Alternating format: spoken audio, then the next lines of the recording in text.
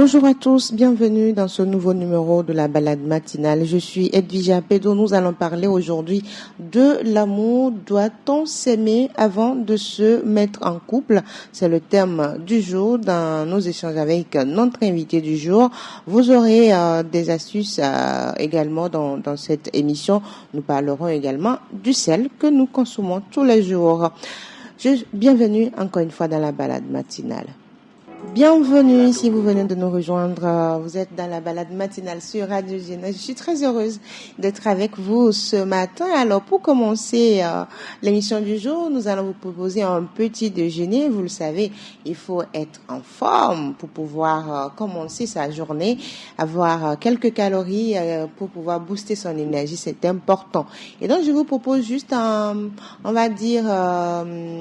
smoothie à la banane avec qui va vous permettre d'avoir quelques calories, mais pas trop pour votre santé. Alors c'est quoi je vous propose aujourd'hui? Un petit smoothie.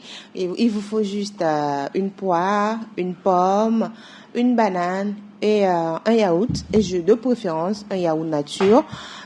Donc vous mettez le tout dans votre blender, vous mixez le tout dans votre blender, un peu d'eau, vous ajoutez un peu d'eau minérale pour pouvoir, ça dépend de la consistance que vous voulez pour votre smoothie, et puis vous mettez un peu d'eau minérale, et puis vous démarrez votre blender quelques fractions, on va dire, de secondes, de minutes, et puis c'est bon, votre smoothie est prêt, et puis vous consommez directement votre smoothie, et c'est parti pour, on va dire, 13 heures, temps universel pour manger, pour prendre votre déjeuner. Voilà, ça vous booste. Donc je reprends le smoothie que je vous propose pour ce matin. Il vous faut une pomme verte de préférence, une poire, une banane et un yaourt nature.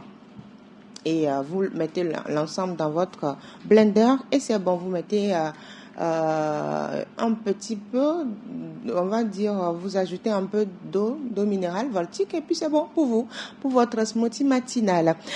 Alors, je le disais, on va parler aujourd'hui d'amour, mais avant d'attaquer l'amour, j'ai parlé de smoothie, mais dans nos habitudes alimentaires également, on utilise le sel. Habituellement, on aime le sel. On dit, ne consommons pas trop de sel, ne consommons pas trop gras et ne consommons pas les bouillons de cuisine. Surtout quand on nous dit, ne consommons pas les bouillons de cuisine, on se dit, ok, d'accord, je ne consomme pas les bouillons de cuisine, mais je fais quoi? Et dans la préparation, on remplace le sel par les bouillons de cuisine. C'est nos habitudes, ou bien? J'ai menti, chers auditeurs. C'est-à-dire, on remplace le sel par les bouillons de cuisine. C'est-à-dire, pour nous, quand on en met assez, c'est que la sauce sera succulente. Est-ce que c'est bon de consommer le sel en grande quantité?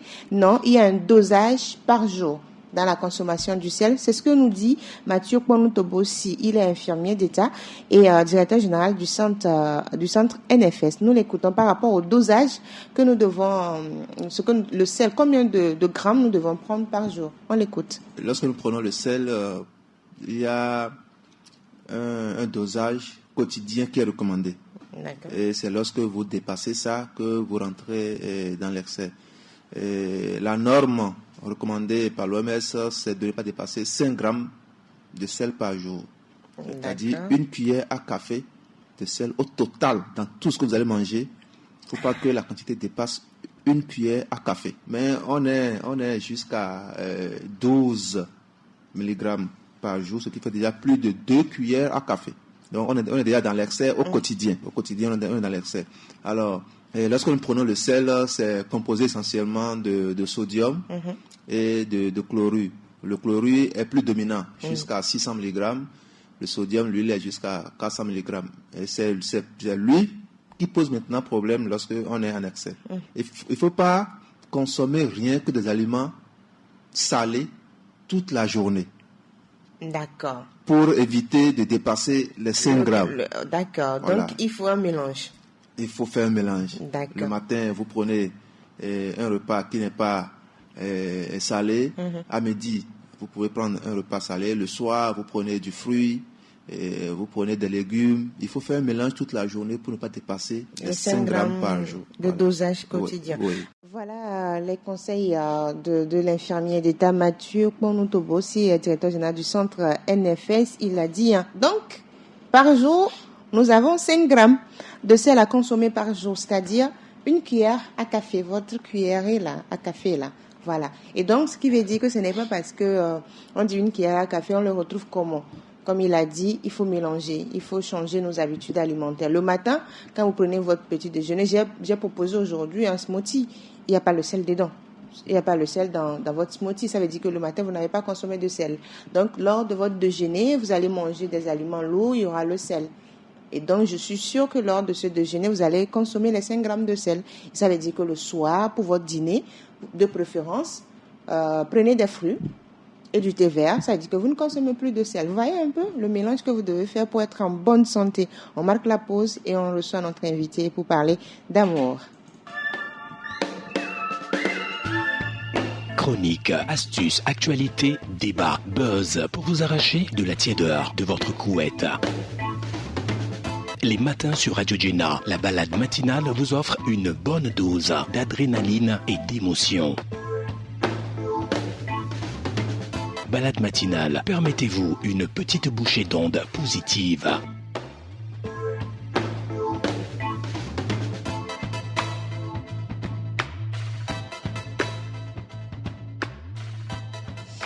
Alors, doit-on s'aimer avant de se mettre en couple? C'est la question du jour. Alors, chers auditeurs, qu'est-ce que vous en pensez? Laissez-nous vos commentaires sur notre live Facebook ou envoyez-nous des messages sur WhatsApp, plus 228 90 13 89 94.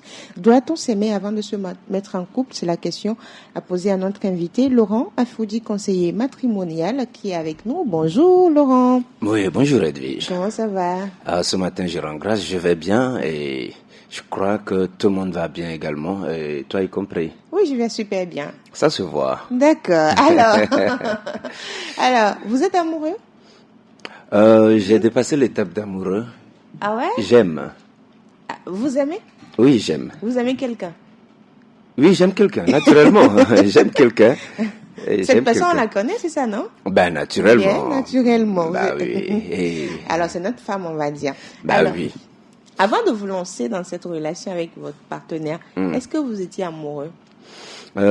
Amoureux, généralement, lorsqu'on parle d'amoureux, et je dis que c'est une phase d'immaturité.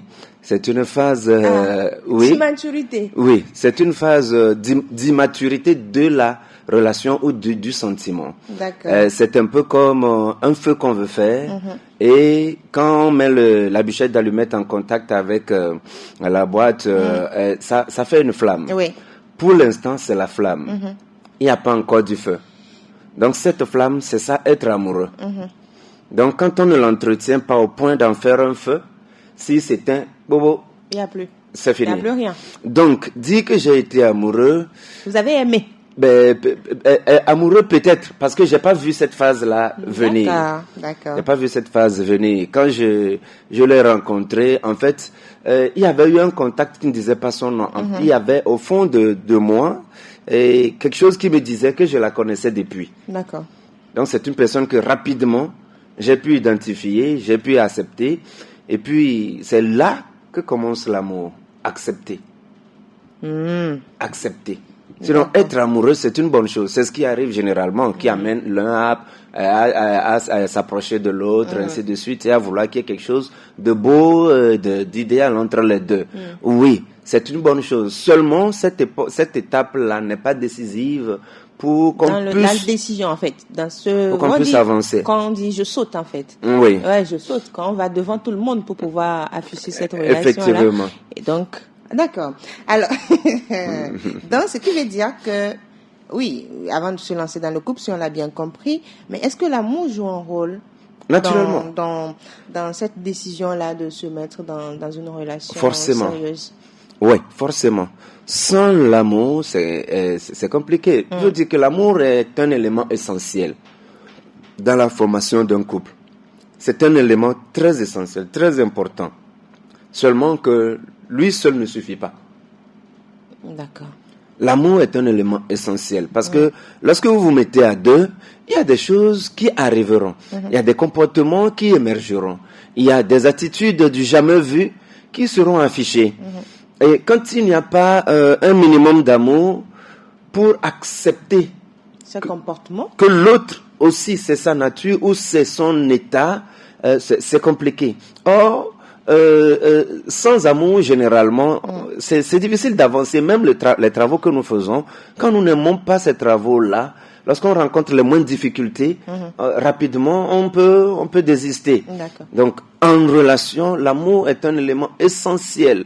Certains diront que c'est le ciment, que c'est l'élément primordial. Je voulais demander, est-ce que c'est l'élément important pour la stabilité d'un couple, voilà? Non, c'est pas l'élément le plus important pour la stabilité du couple. C'est l'un des éléments. C'est l'élément rapprocheur. D'accord. Des deux individus. Pour la stabilité d'un couple, il faut un élément rapprocheur, c'est cet élément-là. Oui. D'accord. Alors, quels sont les types de couples qu'on retrouve? Quand on veut parler d'amour avant de se lancer dans le couple, on sait qu'il y a... Quels sont les types de couples qu'on retrouve souvent? Il y a plusieurs types de couples. Amoureux. Oui, il y a les couples arrangés, il y a les couples amoureux, il y a les couples fondés sur des objectifs. Oui, on les appelle... des couples de convenance ou bien non, oh là là, le mot m'échappe. En fait, eux, ils se mettent ensemble pour des objectifs précis, une vision à réaliser ensemble. D'accord. Et il se pourrait qu'une fois la vision est exécutée, que cette relation aussi s'arrête. Donc, on a le couple amoureux. On a le couple amoureux, le couple arrangé. Ce couple va loin.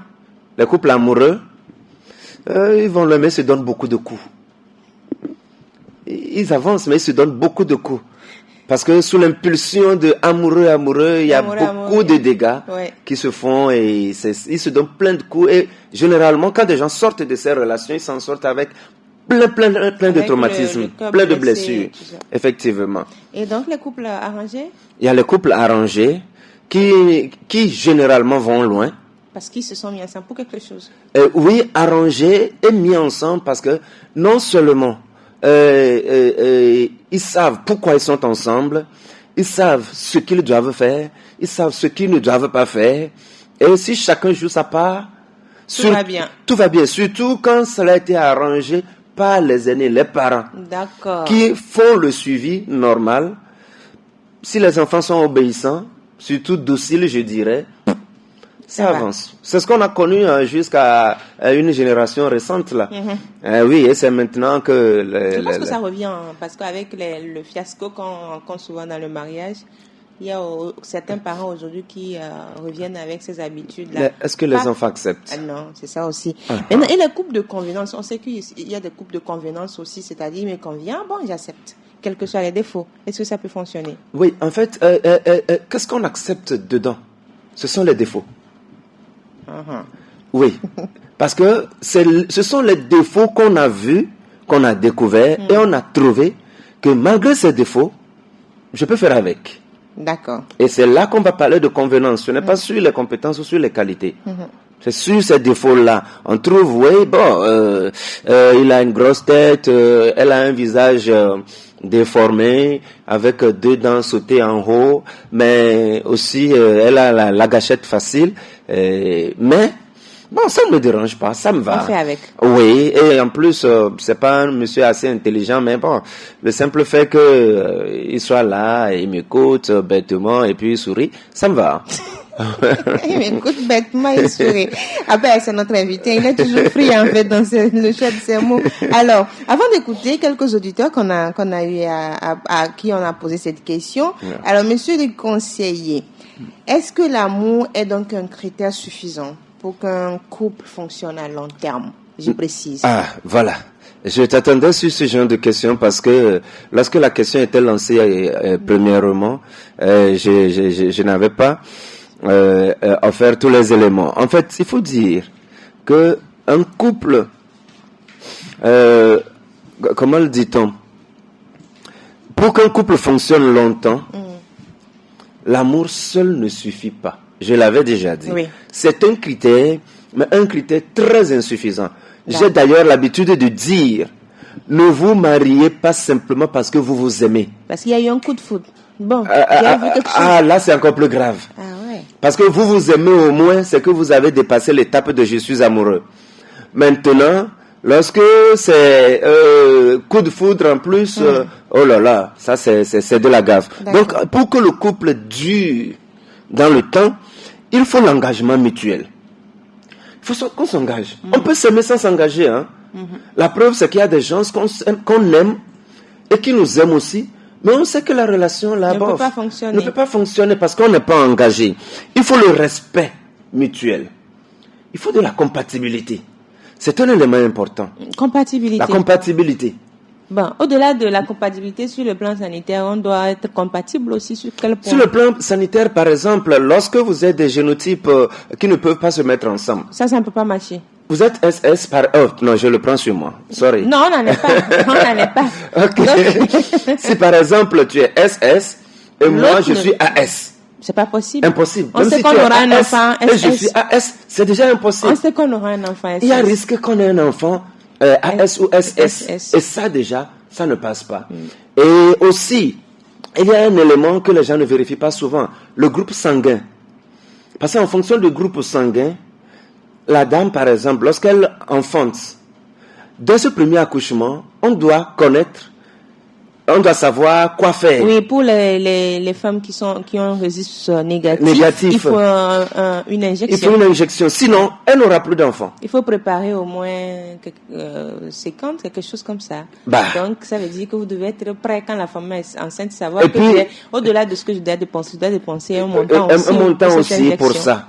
Et parce que ça peut engendrer des problèmes plus tard. Oui. Si le monsieur voudrait avoir beaucoup d'enfants et il se rend compte que la femme ne peut plus. Et malheureusement, il y a des gens qui ont fait des avortements quand ils étaient jeunes filles. Et peut-être, il se trouve dans ce cas-là, l'unique grossesse que le corps a pu accepter a été évacuée. Voilà. Donc tout le reste, c'est problème. Et donc ça, c'est l'aspect santé. Ça, c'est l'aspect... Maintenant, compatibilité, en termes de vision. Ah, d'accord. En termes de comportement, en termes d'attitude, en termes de spiritualité.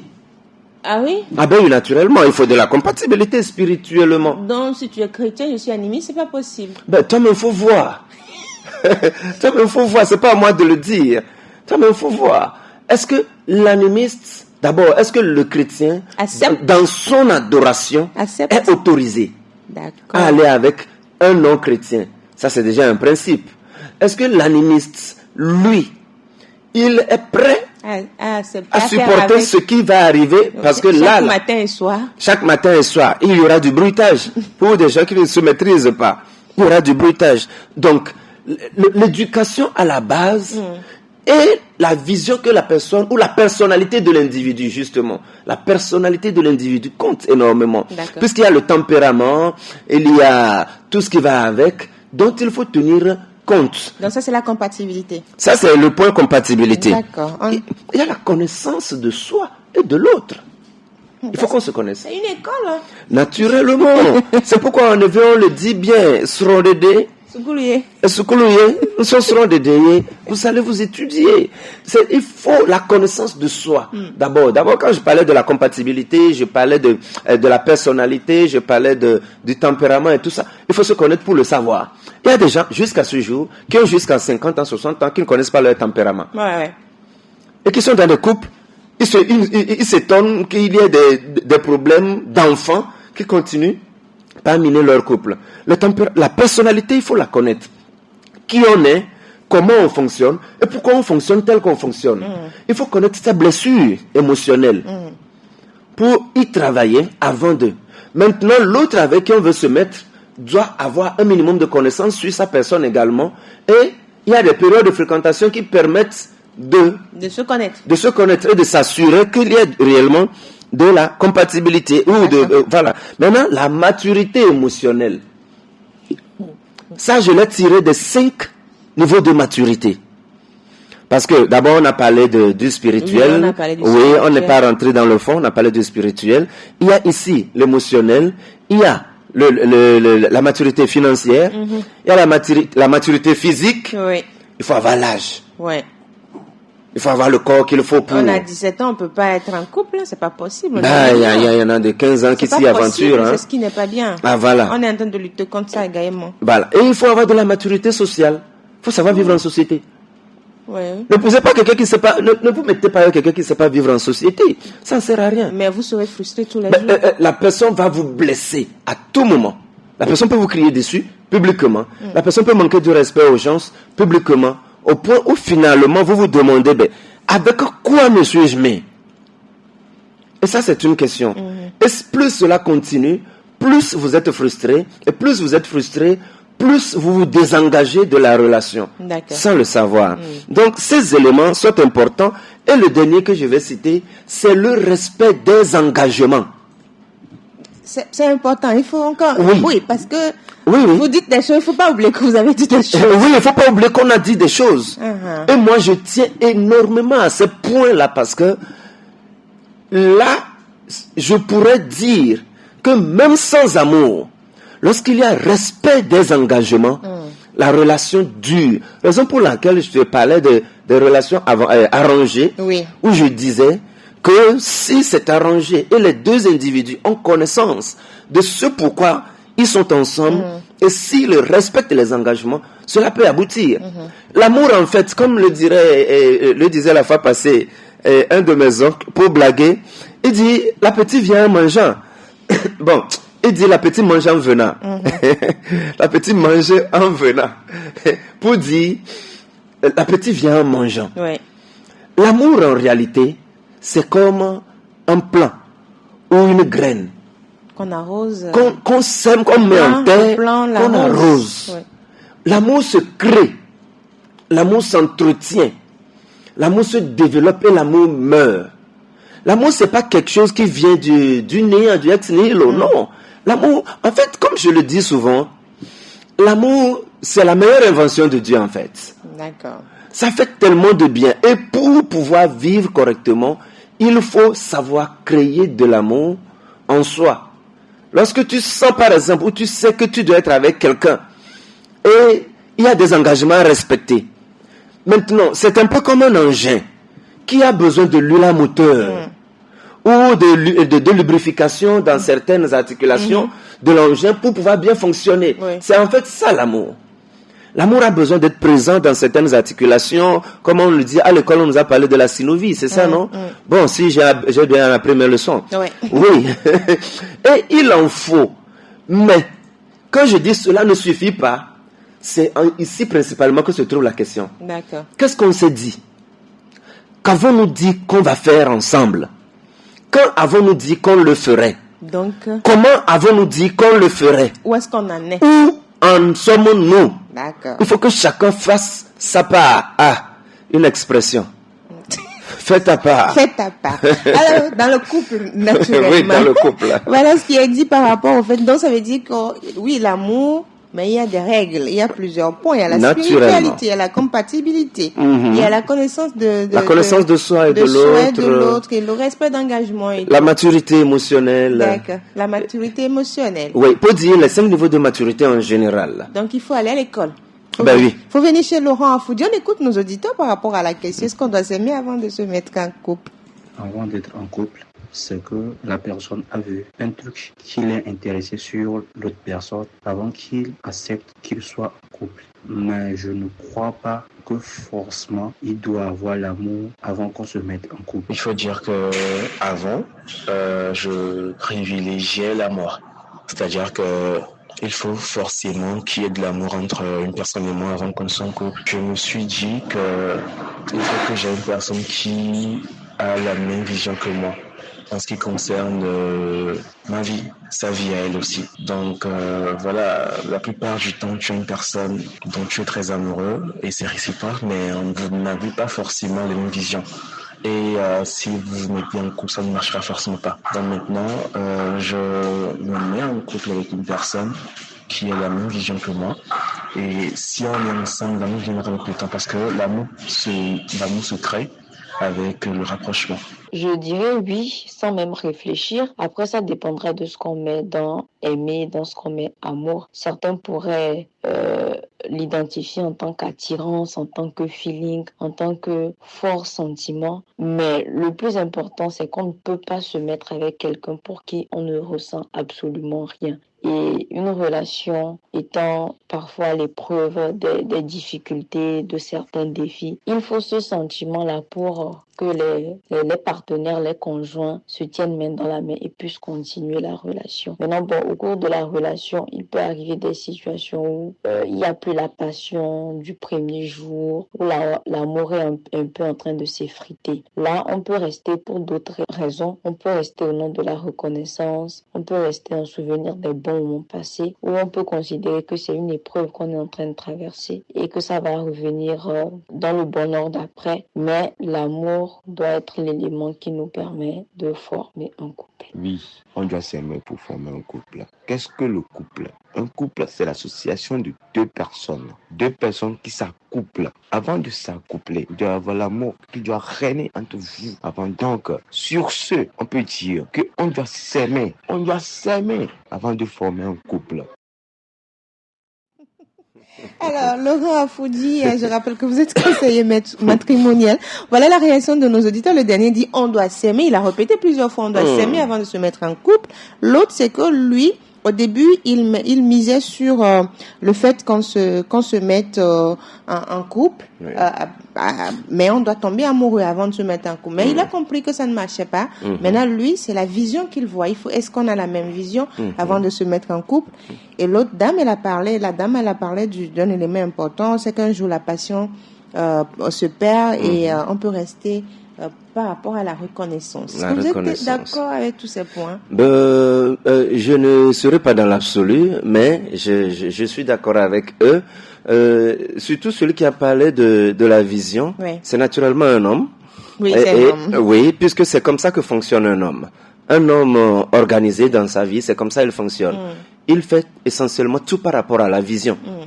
Oui. Tant que la vision est maintenue et que la dame qu'il veut est dans sa vision, même s'il n'y a pas l'amour, il sait que l'amour viendra.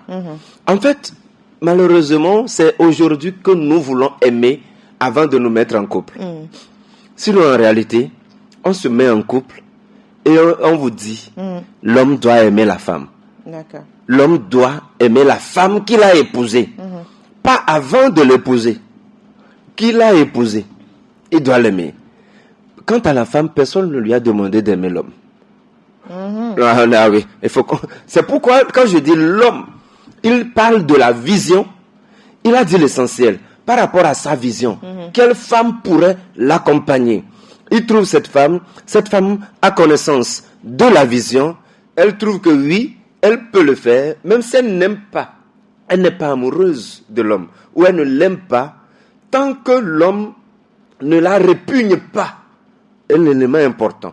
Il ne faut pas non plus se mettre avec quelqu'un qui vous répugne. Oui.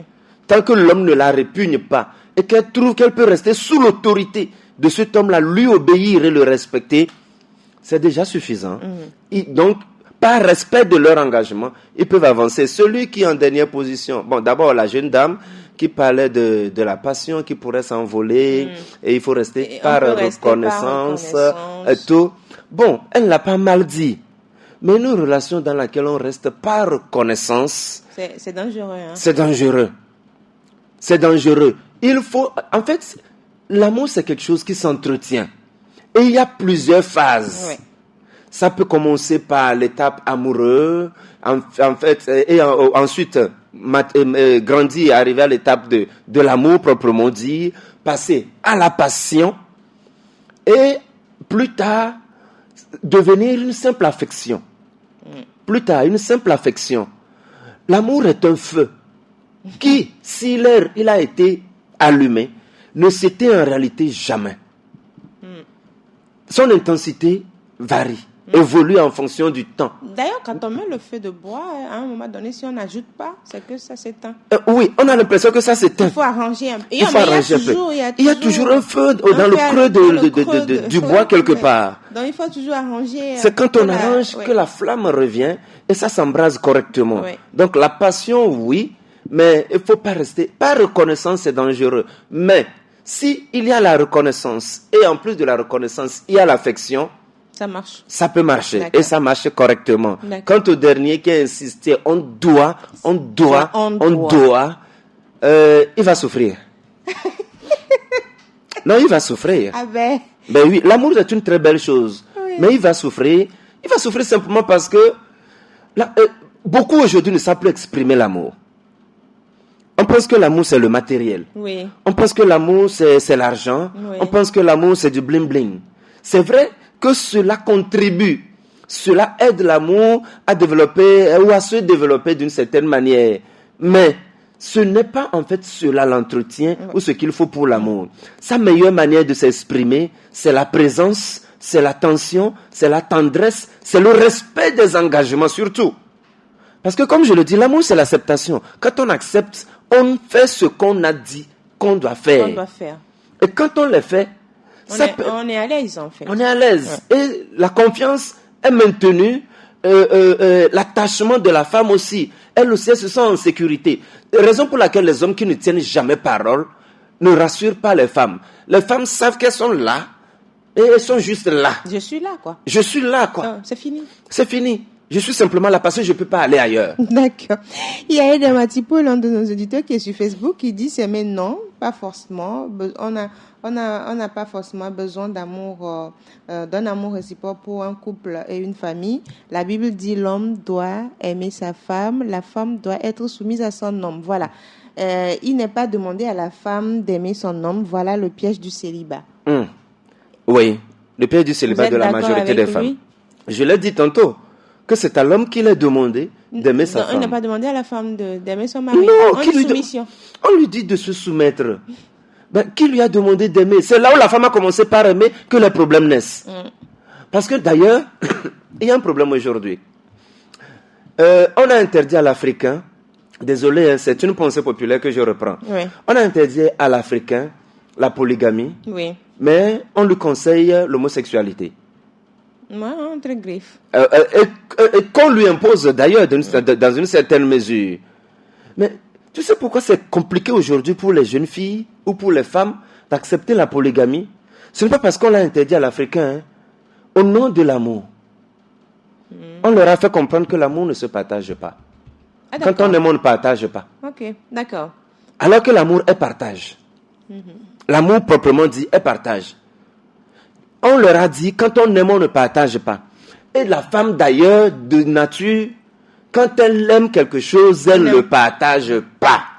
C'est difficile. Comment on peut partager? On ne lui demande pas d'aimer son homme avant de l'épouser. Quand tu es là, madame, avec le temps... Soumission. Soumets-toi d'abord. D'abord, est-ce que ton père, tu l'as choisi?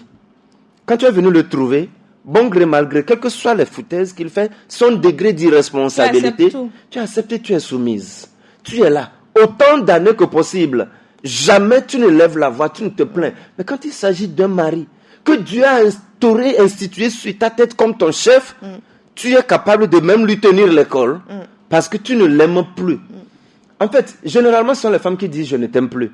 Les hommes, ils ne le disent pas rarement, puisque d'ailleurs, ils ne disent pas souvent « je t'aime ». Ils disent « je t'aime une première fois, bon, si ça change un jour, tu le sauras ».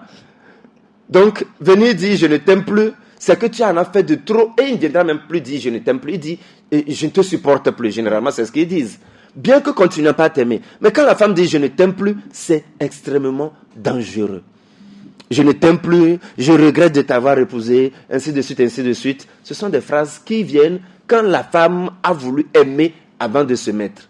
Donc, il est important pour les femmes de recevoir cette éducation qui leur permet d'accepter l'homme sans forcément l'amour, l'aimer d'avance. Avec le temps, cela vient. Mais, aujourd'hui, il y a aussi une théorie. On ne peut pas se soumettre à un homme qu'on n'aime pas. C'est faux. On peut se soumettre à quelqu'un qu'on n'aime pas. Est-ce que vous aimez vos chefs au boulot? Qui peut aimer un chef? D'ailleurs, les chefs, généralement, on ne les aime pas. Habituellement, on ne nous aime pas. Mais on se soumet au chef comme si on était dans un culte religieux. Quel que soit ce qu'il y a, on obéit. Même quand l'homme de Dieu ou l'imam ou le prêtre, il dit quelque chose, vous n'aimez pas ce que la personne dit, même sa tête ne vous plaît pas. Il vous dit de dire amen, vous dites amen. Vous dites amen. Ça veut dire que vous acceptez. Vous acceptez. Et pourtant, vous ne l'aimez pas. Ouais. D'ailleurs, sa tête ne vous plaît pas. Il vous répugne à la limite. Mais vous dites amen. Vous dites amen. Vous acceptez. Vous acclamez, vous cotisez et vous rentrez chez vous. Vous continuez. Maintenant, celui qui est ton mari, tu dis non. Je ne l'aime pas. Je ne l'aime pas. Donc, je ne peux pas me soumettre à lui. Tu es mal éduqué, tout simplement. Mal éduqué, tout simplement. Tu peux ne pas l'aimer, mais te soumettre à la personne. Te soumettre à la personne. Parce que si tu ne le fais pas, il y aura des problèmes. Tu veux la paix? Soumets-toi. Lui, on lui a demandé de t'aimer. S'il t'aime, il ne te fera pas de mal. C'est aussi là la question. D'accord. S'il t'aime, il ne te fera jamais de mal. Aucun mal. Et on ne lui demande pas d'être gentil. On lui demande d'être bon. Dieu est bon, Dieu n'est pas gentil.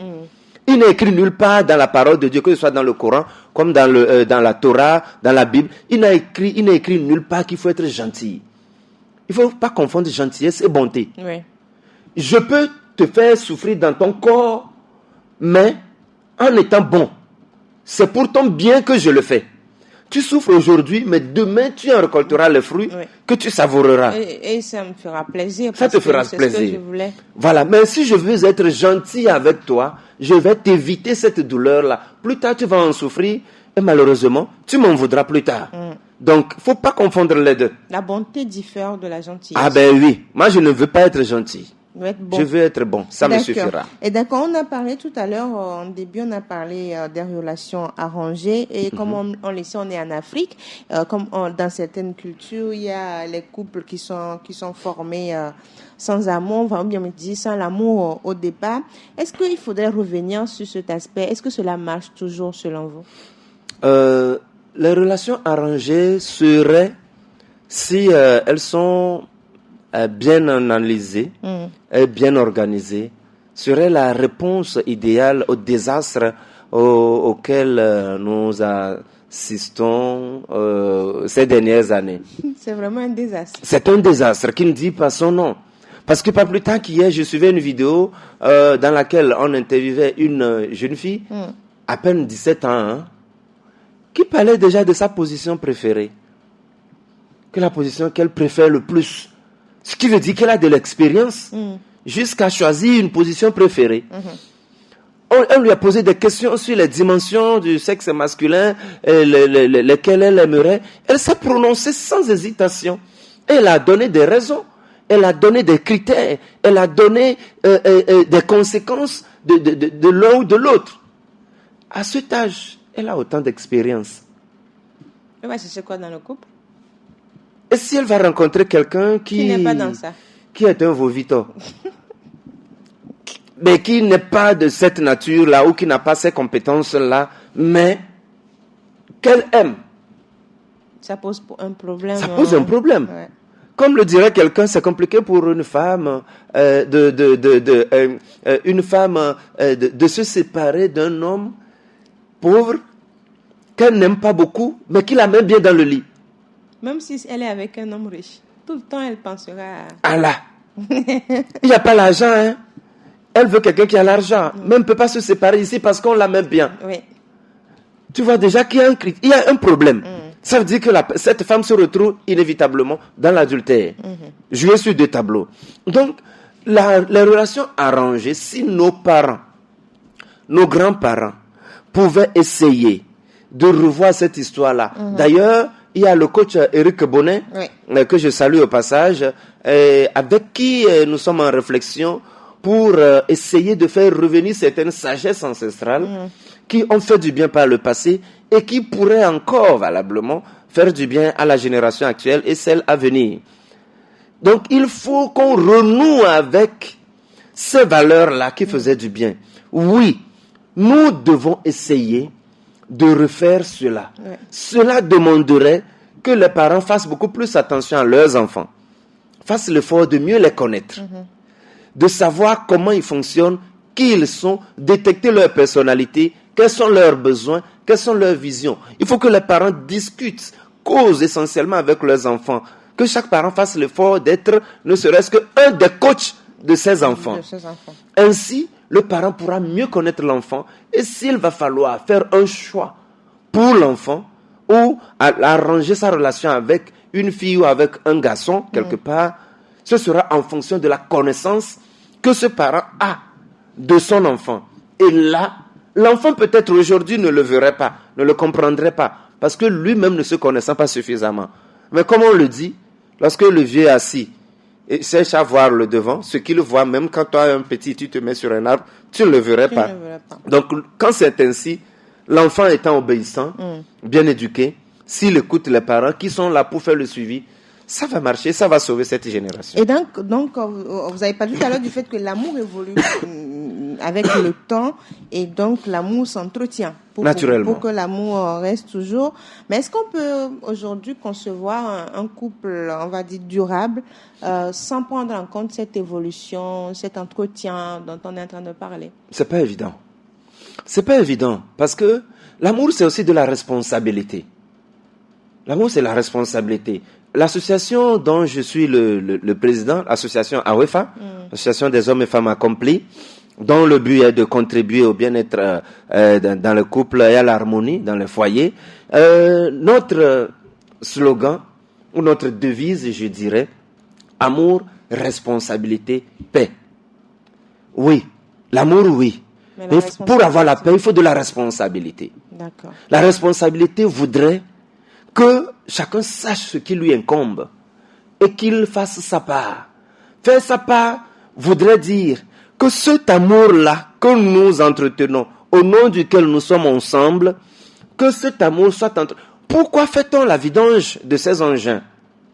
Non, on entretient ces engins. On entretient les engins, mais on ne veut pas entretenir sa relation. Donc ça dit que pour une durabilité, naturellement, automatiquement, il faut prendre en compte cette évolution. Il faut forcément de l'entretien. Entretenir l'amour voudrait dire entretenir l'autre. S'entretenir aussi. Mais on met quoi dans s'entretenir? S'entretenir, mais il faut continuer par se rendre beau ou belle. Il faut continuer par être propre. Si vous étiez propre au début. Même si vous ne l'étiez pas, il faut commencer par l'être. L'hygiène bucco-dentaire, l'hygiène corporelle, et tout ce qui va avec. On ne va pas tourner la tête en voulant faire une bise. Non, les aisselles ne doivent pas puer là. Et il faut aussi apprendre à mieux parler. Ouais, mieux s'exprimer, mieux parler à l'autre. Ouais, d'accord. Il ne faut pas qu'il y ait de la brutalité dans le langage, il ne faut pas de la violence. Il faut savoir tenir l'autre, il faut savoir reprendre l'autre. Ce sont des choses à apprendre. Il faut travailler sur soi. Il faut savoir se faire violence certaines fois pour le bien de l'autre. Si j'ai une qualité que l'autre ne supporte pas, il faut que, si cette qualité-là n'est pas indispensable pour notre bien-être, il faut que je fasse l'effort de faire taire cette qualité-là. L'art oratoire, par exemple, est une qualité. Mais parfois, quand tu veux trop raisonner, tu embarrasses l'autre. Oui. Alors, s'il te plaît, tu n'es pas une compétition, garde ton art oratoire et discute avec l'autre. On n'est pas dans un tribunal. Discute avec l'autre comme deux enfants qui causent. Et ça facilite la relation. Donc, il faut s'entretenir, il faut entretenir l'autre. Et c'est ainsi qu'on entretient la relation, on entretient l'amour.